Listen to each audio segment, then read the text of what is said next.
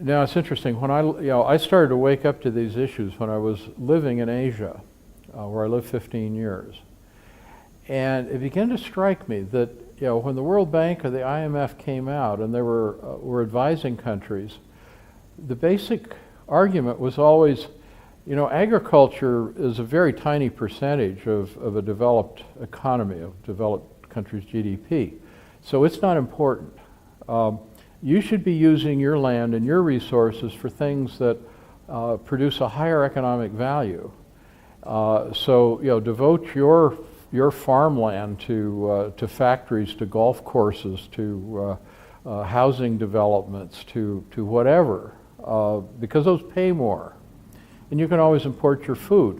And you begin to think about that, well, my goodness, if every country is assuming that it will import its food, who's going to produce it? And whatever percentage food is of the GDP, don't we all want to eat?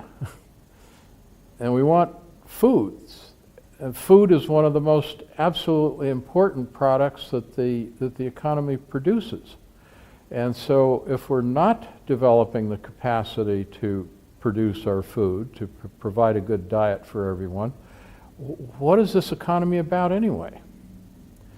And so you begin to realize, the whole logic that we have been taught in terms of what is a sound national policy and sound development policy has nothing to do with the real interests of people. It really only has to do with the interests of corporations. And so we need to stand up and do our own thinking and turn most of those arguments on their head.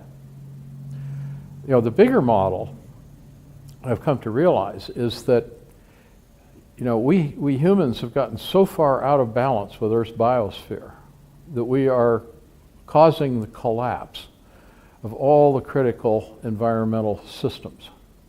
And the way we need to think about reorganizing ourselves is to mimic the dynamics and structure of Earth's biosphere, which is locally rooted everywhere.